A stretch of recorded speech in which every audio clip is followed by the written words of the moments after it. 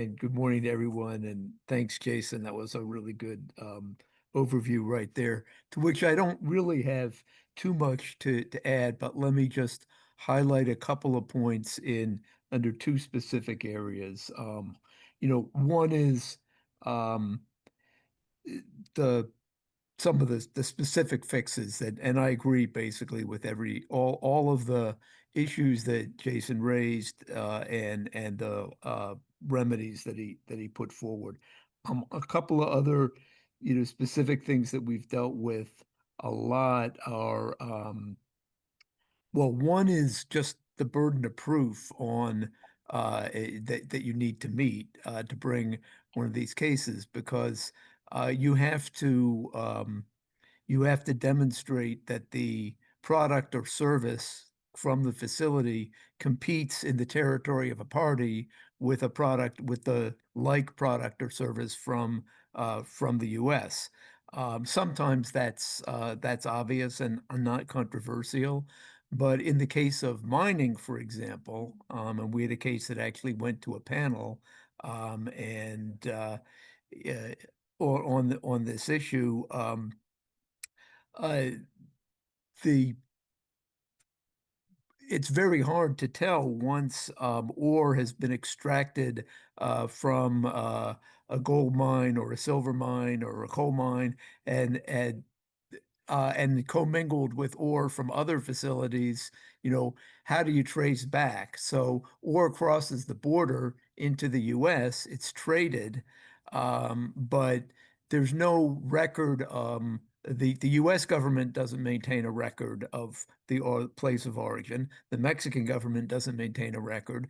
The employer has a record, but the employer doesn't have to produce that record, because it's the petitioner's burden to show uh, that the facility is covered. So it's in some ways a small fix to simply say that the burden ought to be on the party that has the information to provide the information, but it would make an enormous amount of difference in this subset of cases.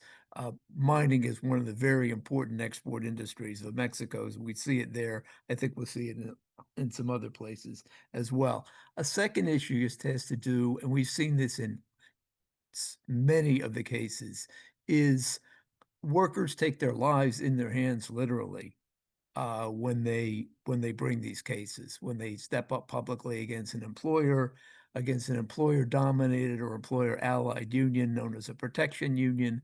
Um, and in a number of these cases, criminal elements are involved as a part of this equation, either with part of the union and or, working with the employer. So there's been a lot of violence in the process, and workers have taken real risks. And many of these cases occur in remote areas of the country. We're not talking about downtown Mexico City or even downtown San Luis Potosí, a place where a lot of cases have happened.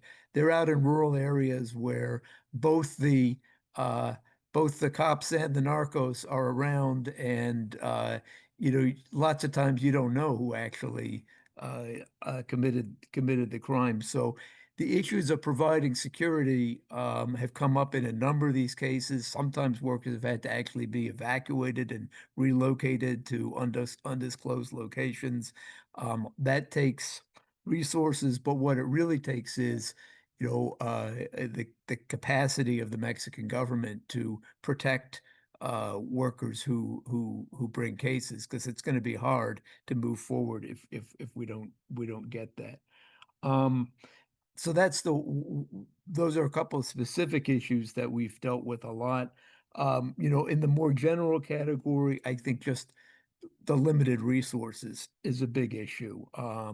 There, uh, to get this process started, both the Mexican government and the U.S. government put a significant amount of money in, um, through the Department of Labor, through the USTR, particularly the Department of Labor, to provide assistance to unions in training and educating workers about their rights, and in covering the expenses of cases.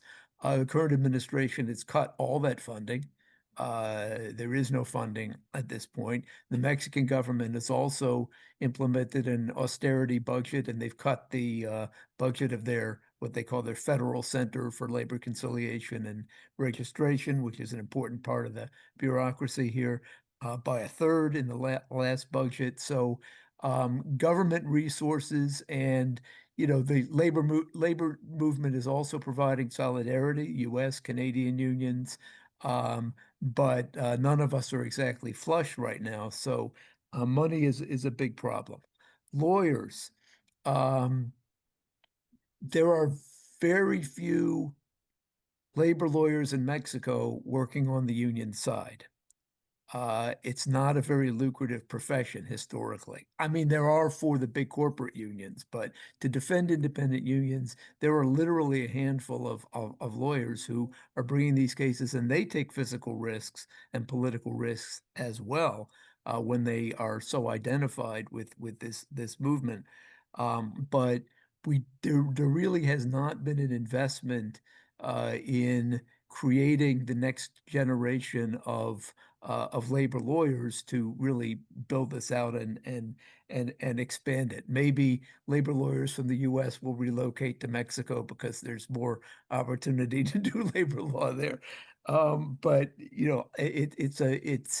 and I don't get me wrong, the lawyers that are doing this are most of them are great. They've done an amazing job, but there's not nearly enough of them for this really to have an economic impact. So far, our calculation is about 60,000 workers have benefited direct have been involved in 67,000, I think. Workers have been involved in worked at facilities where there's been a rapid response complaint.